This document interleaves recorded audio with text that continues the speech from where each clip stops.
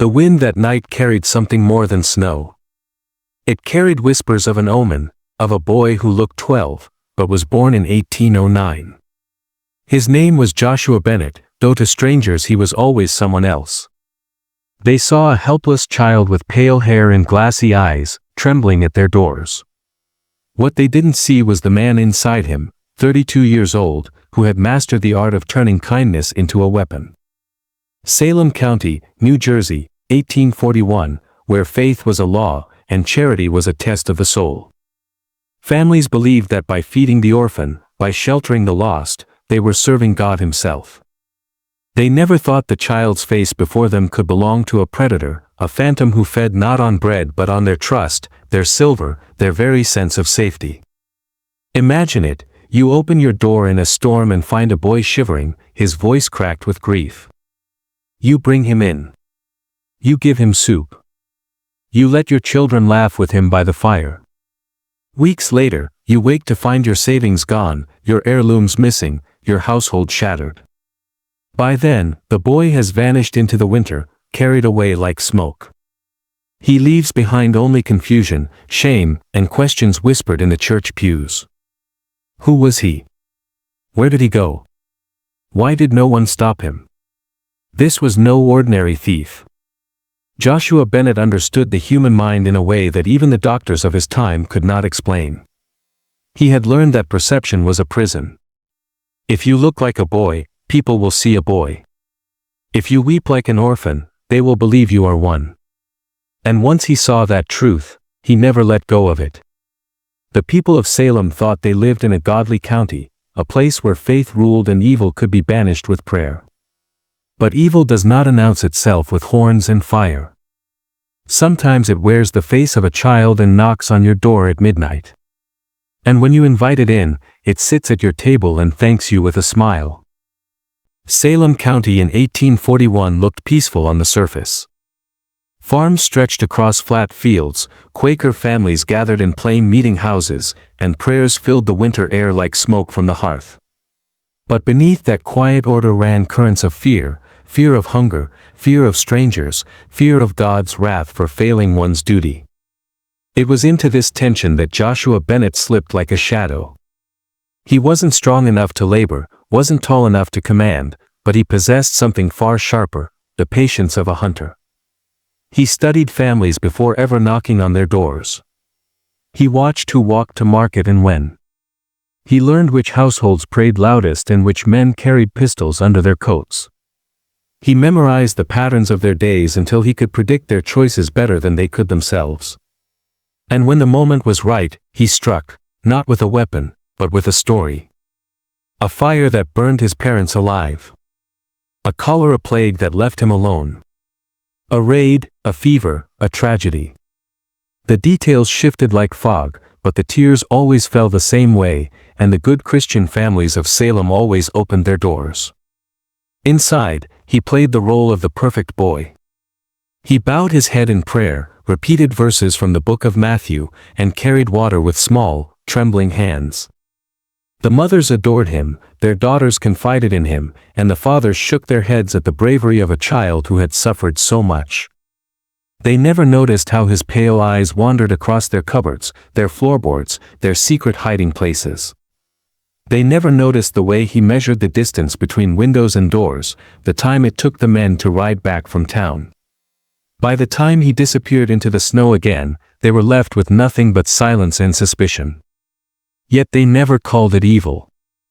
They whispered of curses, of God's mysterious punishments, of uncanny forces they dared not name. Because it was easier to believe in the devil's trickery than to face the truth, that they had been deceived not by a spirit, but by a man who knew exactly how to use their faith against them. And in November of that year, the Hartwell family would open their door to him. And in doing so, they would open a door to terror that no prayer could close. The night Joshua Bennett arrived at the Hartwell farm, the storm was thick enough to erase the world beyond the lantern's glow. Samuel Hartwell had just finished securing his livestock when he heard it, 3 faint knocks at the door, fragile as bones tapping against wood. At first, he thought it was the wind. But then it came again, urgent, deliberate. When the door opened, the lantern light revealed him, small, drenched, his lips the color of ash, his arms wrapped tight around himself. His pale blue eyes cut through the storm like shards of ice. "Please, sir," he whispered, his breath breaking with shivers. "My family, they're gone. Fever took them. I've nowhere left." Patience Hartwell, stern and devout, saw not a threat but a test of her faith. She ordered her husband to bring the boy inside. Within minutes, Joshua was seated before the fire, steam rising from his soaked clothes, color slowly returning to his cheeks. The children stared at him with wide eyes. Thomas admired his bravery, Martha softened at his sadness, little Rebecca reached for his hand as though he were a lost brother. The Hartwells believed they had saved a soul from the storm. But Joshua wasn't there to be saved. He was there to take. And as he sipped the hot broth Patience placed before him, he was already scanning the room, the sturdy oak chest in the corner, the shelves where ledgers and coins might be hidden, the way Samuel's boots were worn down at the toes, hinting at long travels away from home.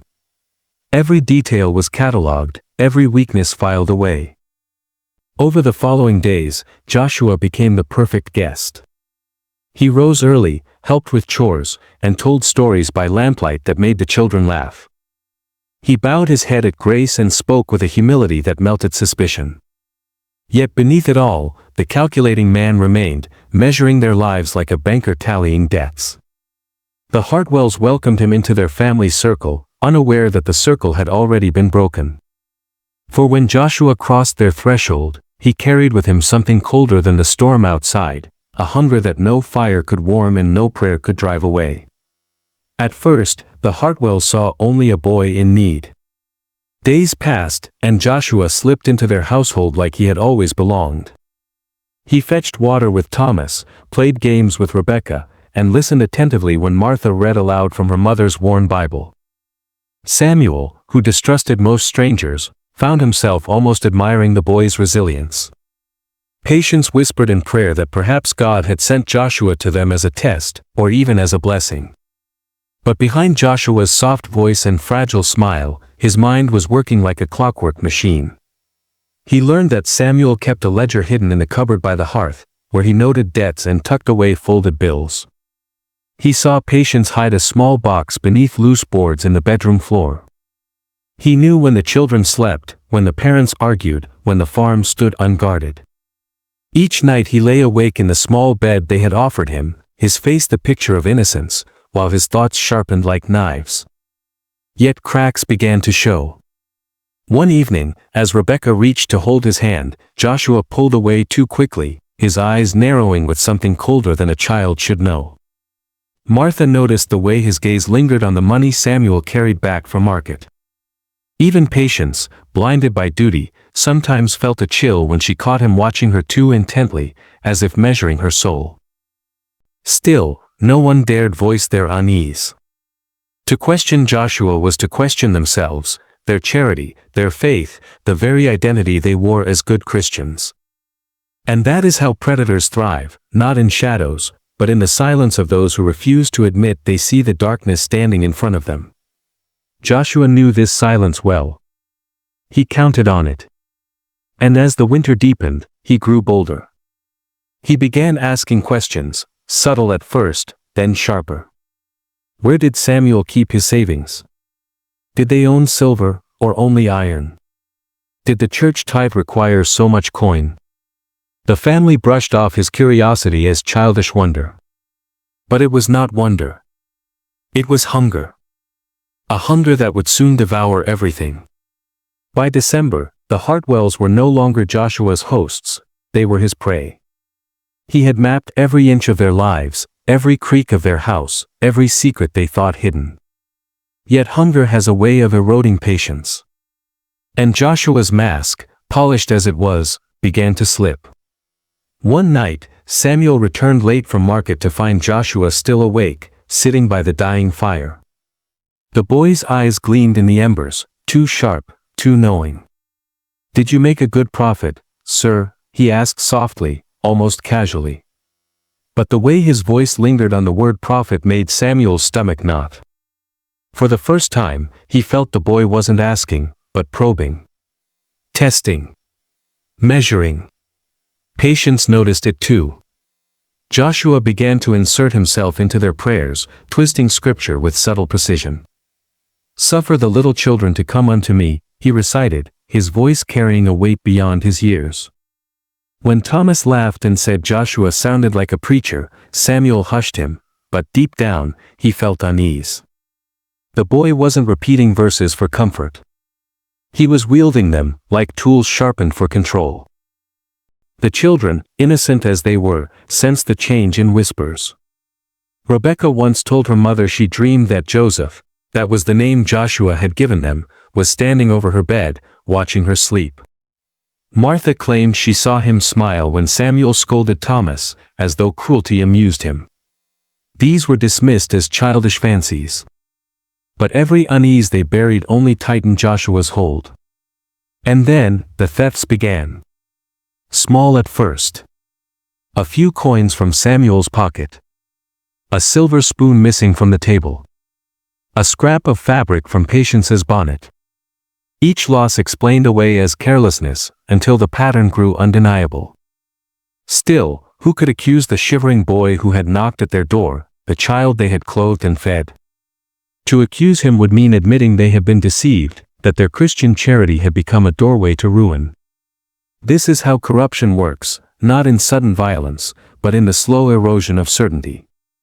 Not with fire and blood, but with doubt, until you no longer trust your own eyes. And in this moment, I want you, the one listening now, to do something for me. Write in the comments the phrase, "The child is the mask," not once, but twice. Let it lock into your memory. Let it become the mark that you see what others refuse to. That you will not be deceived.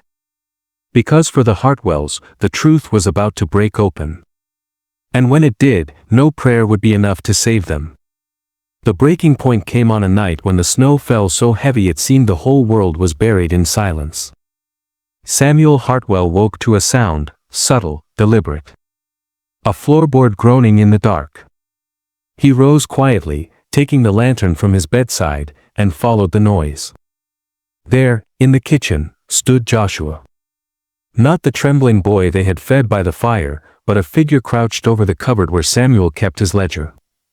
The lantern light caught his face, not wide-eyed innocence, but a cold, calculating stare, the eyes of a man who had already stripped a dozen families of their lives. "Joseph," Samuel's voice cracked, though he tried to steady it. "What are you doing?" For a long moment, the boy said nothing. Then he straightened, slow and deliberate, the way a predator sizes up whether to flee or strike. His voice, when it came, was smooth, too smooth for a child. "I only wanted to see if the Lord had blessed you as much as you claim." Samuel's blood ran cold. The words were not those of a boy, they were the barbs of a man, sharp and mocking. Patience appeared behind her husband, her hand clutching her shawl, her face pale with the realization that the child she had taken in was no child at all. From that night, the house was divided. Samuel wanted him gone at once, cast out into the storm. Patience pleaded that abandoning him would be sinful, even dangerous. The children wept at the thought of losing their strange companion. And Joshua? He thrived in the chaos. He played the part of the wounded orphan before Patience, lowering his eyes, trembling his voice. But when Samuel confronted him alone, the mask dropped. His words became sharp, almost cruel. "You'd throw me into the snow, after all I've done for you." It was no longer deception. It was control. He had turned their faith into chains, their compassion into a weapon against themselves. Each day, the tension wound tighter. Every prayer before supper felt hollow, every shadow stretched too long. They began to fear him, but fear alone kept them from action. Because what if casting him out was the very sin that condemned them? Joshua understood this perfectly. And he knew, it was only a matter of time before fear itself would drive the family exactly where he wanted them. The Hartwells did not know it, but by allowing Joshua into their home, they had already surrendered. Every night he lingered there was a night he rewrote the order of their lives, bending their fear into obedience. The storm outside had become less frightening than the silence within. It ended, as all such stories do, not with a single act of betrayal, but with the slow build of inevitability. One bitter January morning, Samuel discovered the oak chest in the corner had been pried open. The savings of 15 years, nearly $400, a fortune in that time, was gone. The floorboards where Patience hid her box were torn loose, the box itself emptied. Jewelry, silver, even a pocket watch that had belonged to Samuel's father, all vanished. Joshua Bennett, the boy who never grew, the child they had fed, clothed, and prayed with, had disappeared. He did not take the children's laughter, but he took their innocence. He did not kill Samuel or Patience, but he left them hollow, questioning the God they had trusted, ashamed of the blindness that had led them here. What thief takes only money? Joshua stole their certainty in the world, their belief that faith could guard them from evil. Word spread through Salem County like fire. Families began to confess, quietly, shamefully, that they too had taken in the boy with the pale blue eyes. That he too had vanished with their treasures, their trust. Each whispered story fit into the next until the shape of him became clear, not a lost child, but a predator who wore childhood like a mask. Some called him a demon. Others swore he was cursed, immortal, trapped forever in the body of a boy. But the truth was darker, he was simply a man who understood weakness better than most. Joshua Bennett was never caught. He melted back into the wilderness, into whispers and snowdrifts, leaving behind only the echo of knocking at midnight. And his legend grew, not of a murderer, but of something worse. A deceiver who made good people complicit in their own undoing. Remember this. Evil rarely bursts through the door with blood and fire. More often, it knocks softly, shivering, asking only for shelter. And when you let it in, when you mistake its mask for innocence, you may never be the same again. So when you hear the story of Joshua Bennett, the boy who never grew, understand that it was never about sickness, or misfortune, or even theft. It was about the face we trust most, innocence itself.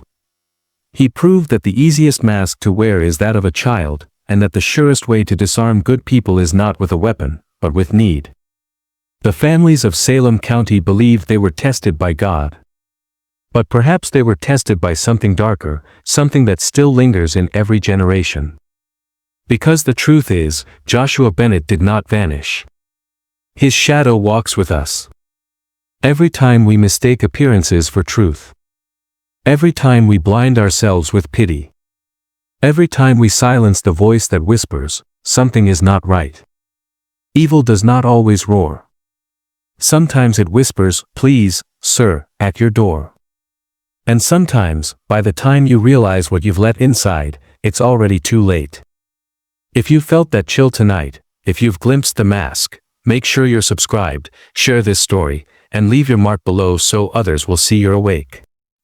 Because awareness is the only protection we have against predators who hide in plain sight. Remember the phrase. Remember the lesson. The child is the mask. Good night, and stay watchful.